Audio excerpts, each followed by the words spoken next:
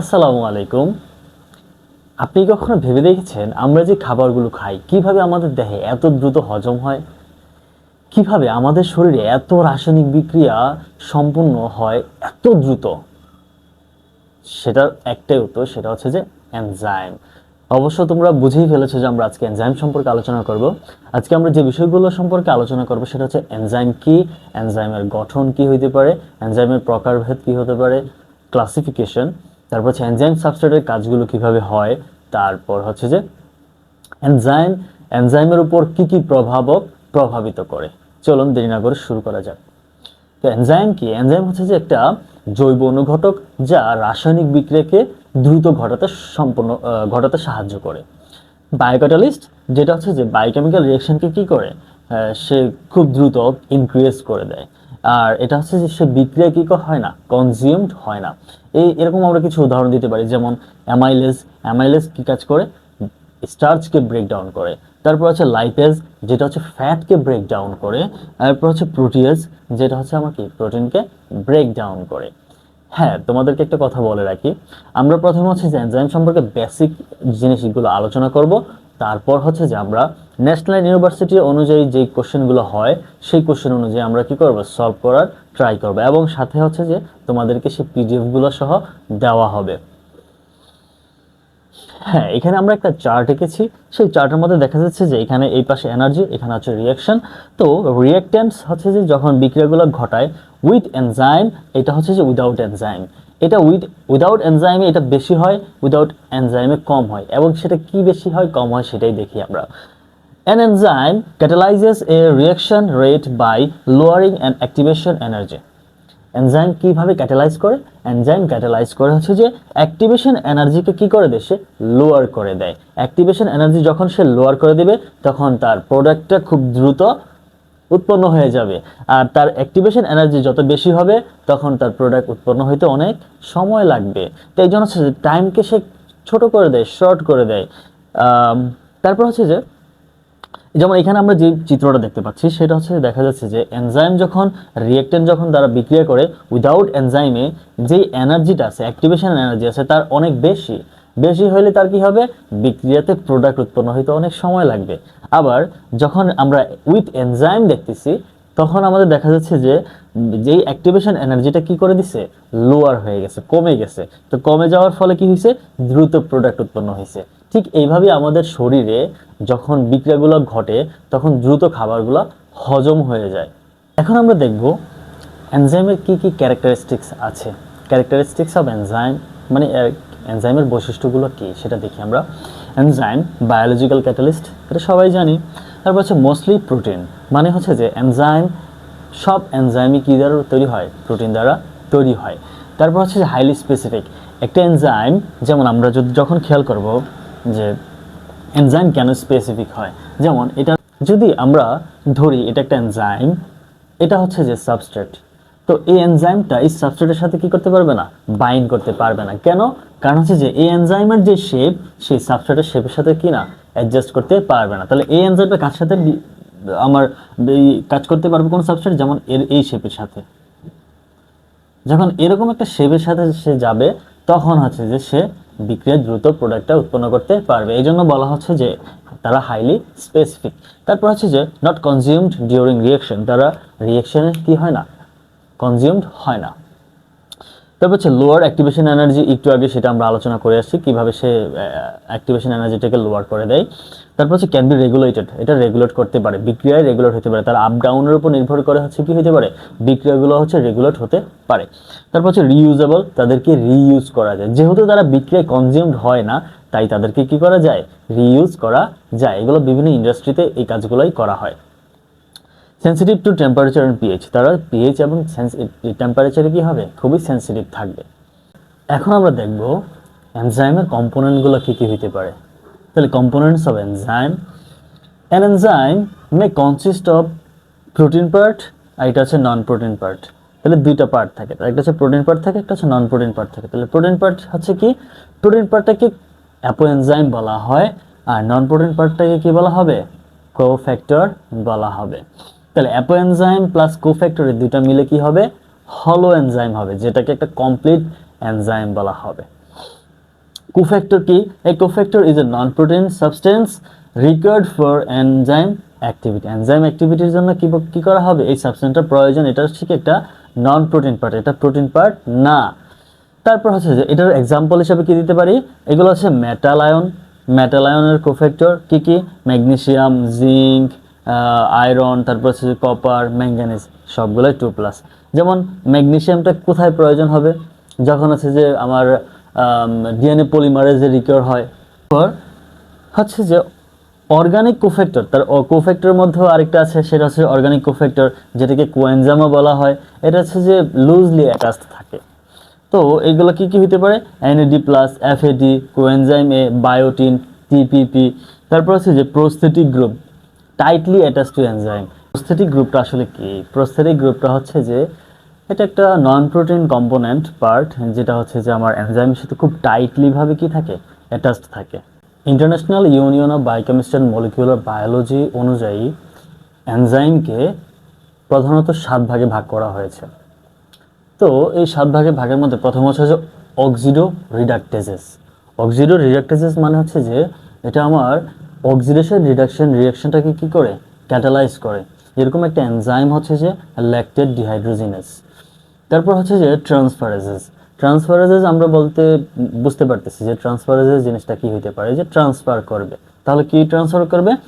Functional গ্রুপকে একটা molecule থেকে আরেকটা মলিকিউলে ট্রান্সফার করবে। এটাই হচ্ছে যে ট্রান্সফারেজেস। এমন একটা এনজাইমের নাম হচ্ছে যে হেক্সোকাইনেজ অথবা এএলটি। এএলটি মানে হচ্ছে যে alanine transaminase. Hydrolysis. Hydrolysis হচ্ছে যে breaks chemical bonds by adding water. মানে হচ্ছে যে আমার একটা বিক্রিয়াতে যখন পানি অ্যাড হবে তখন সেটা হাইড্রোলাইসিস হয়ে যাবে। এই প্রক্রিয়াটা হচ্ছে যে হাইড্রোলাইসিস প্রক্রিয়া। এরকম একটা এনজাইম হচ্ছে যে অ্যামাইলেজ, তারপর আছে যে লাইপেজ। তারপরে হচ্ছে যে লাইসিস। লায়াসিস হচ্ছে যে ব্রেকস অর ফর্ম। এটা ব্রেকও হতে পারে আবার ফর্মও হতে পারে। তাহলে breaks or form bonds without hydrolysis or oxidation, মানে অক্সিডেশন অথবা হাইড্রোলাইসিস ছাড়া তারা কি হতে পারে? ব্রেকও হতে পারে আবার ফর্মও হতে পারে।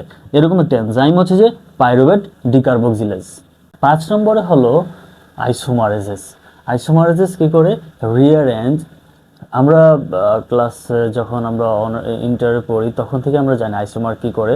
একটা মলিকিউল, একটা অ্যাটম বা মলিকিউল থাকে, সেই মলিকিউলটাকে মানে যতগুলো কার্বন, হাইড্রোজেন, যাই অক্সিজেন যাই থাকবে ওইটাকে উলটপালট করে আরেকটা মলিকিউলে পরিণত করা। তো মানে হচ্ছে যে rearrange atom within a molecule. একটা মলিকিউলকেই সে কি করে? রিঅ্যারেঞ্জ করে দেয়। যেমন কি আমরা এক্সাম্পল হিসেবে দিতে পারি যে ফসফোগ্লুকোজ আইসোমারেজ। তারপর হচ্ছে লাইগেজেস। লাইগেজেস মানে লেগে যাওয়া, অ্যাড হয়। মানে হচ্ছে যে join two molecules using ATP. তার মানে হচ্ছে দুইটা মলিকিউল একসাথে জয়েন হবে, সে এখানে যে এনজাইমটা কাজ করবে সেই এনজাইমটা হচ্ছে কি? লাইগেজেস। মানে লাইগেজ হয়ে যাবে, লেগে যাবে। এবং এই বিক্রিয়াটিতে কি অবশ্যই কি প্রয়োজন হবে? এটিপি প্রয়োজন হবে। তারপর হচ্ছে যে এটার এক্সাম্পল হিসেবে দিতে পারি আমরা কি? DNA ligase. তারপর হচ্ছে যে ট্রান্সলোকেজেস। ট্রান্সলোকেজেস মানে কি করে? লোকেশনকে ট্রান্সফার করে দেয়। লোকেশনটাকে কি হয়ে যাবে? লোকেশনটা চেঞ্জ হয়ে যাবে। জিনিসটা হচ্ছে এরকম যে transport ions or molecules across membrane.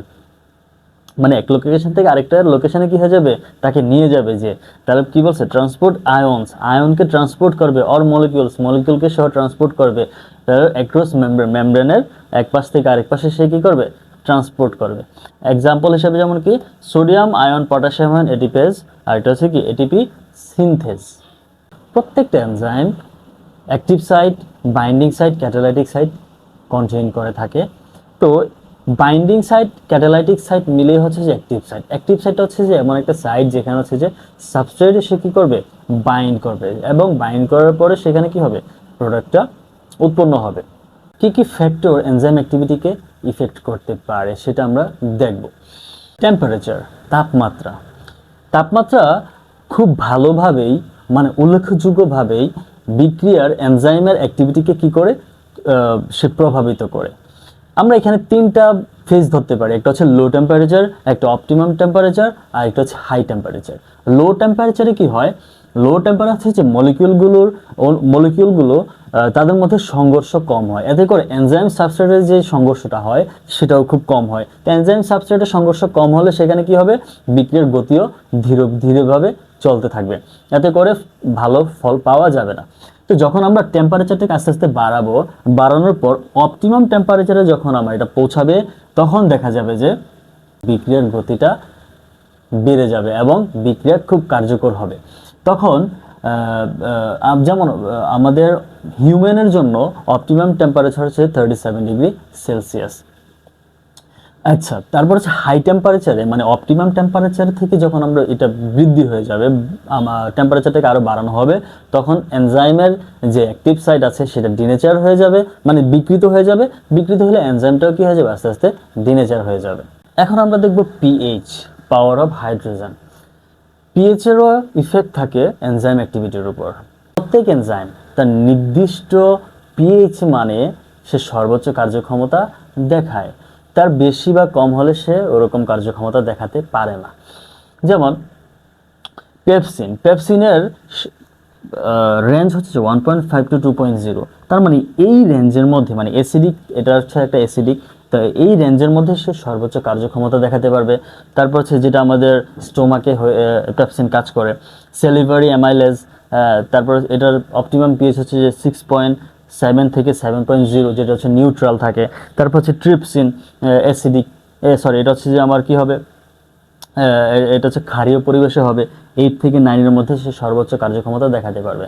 তার মানে হচ্ছে যে এটা হচ্ছে তার জন্য একটা গ্রাফ। পরীক্ষা আসলে আমরা এই গ্রাফগুলো দিতে হবে। পরীক্ষা আসতে পারে যে ফ্যাক্টর এফেক্টিং লাইক টেম্পারেচার আর পিএইচ দেখাইতে বলে, তখন এই গ্রাফগুলো দিলে নাম্বারটা ভালো পাওয়া যায়। গ্রাফগুলো দেওয়ার চেষ্টা করবো। তার মানে একটা কথা হচ্ছে যে, তার মানে পিএইচের জন্য যে কথাটা হবে সেটা হচ্ছে যে পিএইচের নির্দিষ্ট এনজাইমের নির্দিষ্ট পিএইচ মানে সে সর্বোচ্চ কার্যক্ষমতা দেখাতে পারবে। Substrate concentration. সাবস্ট্রেট কনসেন্ট্রেশন কীভাবে এনজাইম অ্যাক্টিভিটির উপর প্রভাব ফেলে সেটা আমরা দেখব। যখন লো সাবস্ট্রেট কনসেন্ট্রেশন থাকবে, তখন হচ্ছে যে বিক্রিয়ার রেটটা কম থাকবে। কেন? কারণ ম্যাক্সিমাম অ্যাক্টিভ সাইটগুলো কি থাকবে, সাবস্ট্রেট দ্বারা পূর্ণ থাকবে না, তাহলে আমার বিক্রিয়ার রেটটাও বাড়বে না।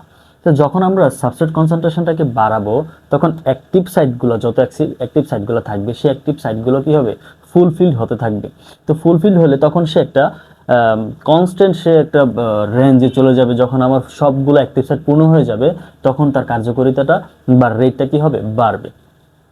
আচ্ছা, যখন আমার সবগুলো অ্যাক্টিভ সাইট যখন আমার ফিল্ড হয়ে যাবে, ফিল্ড হয়ে গেলে সেখানে আমরা আর যতই সাবস্ট্রেট কনসেন্ট্রেশন বাড়াই না কেন, সেখানে তো সাবস্ট্রেটগুলোর অ্যাক্টিভ সাইটগুলোতে বাইন্ড করতে পারবে না, আর হচ্ছে যে বিক্রিয়ক গতিগুলোকে বৃদ্ধিও করতে পারবে না। তাহলে আমরা সবগুলো যখন অ্যাক্টিভ সাইট ফিল্ড হয়ে যাবে, তখন সাবস্ট্রেট কনসেন্ট্রেশন আমরা যতই বাড়াই না কেন, সেখানে আর কি হবে না, যে এই বিক্রিয়ার গতি আর বৃদ্ধি পাবে না। মানে হচ্ছে যে আমরা আস্তে আস্তে বাড়াইলাম, তারপর হচ্ছে যে সে এই রেঞ্জে গেছে, এখন এই রেঞ্জে যাওয়ার পরে আমার সবগুলো হচ্ছে যে কি অ্যাক্টিভ সাইট ফিল্ড হয়ে গেছে। এখন অ্যাক্টিভ সাইট ফিল্ড হয়ে গেলে তখন তো তার আর এটা বৃদ্ধি পাবে না, বৃদ্ধি না পেয়ে সে ওই কনস্ট্যান্ট রেটেই চলতে থাকবে।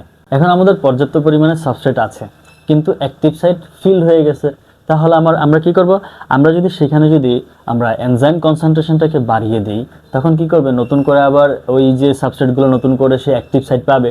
তো অ্যাক্টিভ সাইট পেলে কি করবে, তখন সে বিক্রিয়া রেটটা আবার বৃদ্ধি পাবে, একটা কনস্ট্যান্ট রেটে সে কি করবে, বাড়তে থাকবে। তো আমাদের যত পরিমাণে সাবস্ট্রেট থাকবে, তত পরিমাণে যদি আমরা সেই পরিমাণে যদি আমরা এনজাইম কনসেন্ট্রেশনটাকে বাড়িয়ে দিই, তাহলে আমাদের বিক্রিয়া রেটটাও কনস্ট্যান্ট অনুযায়ী বাড়তে থাকবে। কিন্তু যদি আবার ইনসাফিসিয়েন্ট, তোমার কি বলে, সাবস্ট্রেট যদি আমার লিমিটেড হয়ে যায়, তারপরে আবার বিক্রিয়া রেটটা কমে যাবে। তাহলে আমরা বুঝলাম যে যদি আমাদের সাবস্ট্রেট অ্যাভেলেবেল থাকে, আমরা সেখানে এনজাইম কনসেন্ট্রেশনটাকে বাড়িয়ে দিলে সেখানে আমার বিক্রিয়ার রেটটাও কি পাবে, বৃদ্ধি পেতে থাকবে। এনজাইম সাবস্ট্রেট বিক্রিয়া করতেছে, সেখানে আমার বিক্রিয়া উৎপন্ন হইতেছে প্রোডাক্ট। তো প্রোডাক্ট আস্তে আস্তে জমতে সেখানে যদি প্রোডাক্টের পরিমাণ বেশি হয়ে যায়, তখন সেখানে যেটা ঘটবে সেটা হচ্ছে যে ওই প্রোডাক্ট কি করবে, আবার চাইলে এই যে এনজাইম আছে সে এনজাইমকে ইনহিবিট করে দিতে পারবে। তাহলে এনজাইমের কার্যকারিতা যদি ইনহিবিট করে দেয়, তাহলে বিক্রিয়ার রেট কমে যাবে, কার্যকারিতাটা কমে যাবে। তাহলে কি করতে হবে, অতিরিক্ত যে প্রোডাক্টগুলো থাকবে সেগুলো আস্তে আস্তে কি করে ফেলতে হবে, সরিয়ে ফেলতে হবে, না হলে বিক্রিয়ার গতি কমে যাবে। ইনহিবিটর মানে হচ্ছে যে বিক্রিয়ার গতিকে বাধা দেবে। ইনহিবিটর দুই ধরনের ইনহিবিটর পাওয়া যায়, একটা হচ্ছে কম্পিটিটিভ ইনহিবিটর, একটা হচ্ছে নন কম্পিটিটিভ ইনহিবিটর। কম্পিটিটিভ ইনহিবিটর যে কম্পিট করে, প্রতিযোগিতা করে, মানে ইনহিবিটর সাবস্ট্রেট দুইটার প্রতিযোগিতা লাগে। যার পরিমাণ বেশি থাকবে সেই কি করবে, দ্রুত এনজাইমের সাথে বাইন্ড করতে পারবে। তাহলে এখন সাবস্ট্রেটের কনসেন্ট্রেশন যদি কম থাকে তখন ইনহিবিটর কি করবে, ওই যে তার যেই জায়গাটা আছে এনজাইমের, তখন সেখানে সে অ্যাক্টিভ সাইডে বাইন্ড করে ফেলবে। অ্যাক্টিভ সাইডে যদি ইনহিবিটর বাইন্ড করে ফেলে তাহলে সেগুলো তো বিক্রিয়ার কোনো গতি হবে না, তখন সেই বিক্রিয়াটা কি হয়ে যাবে, ইনঅ্যাক্টিভ হয়ে যাবে।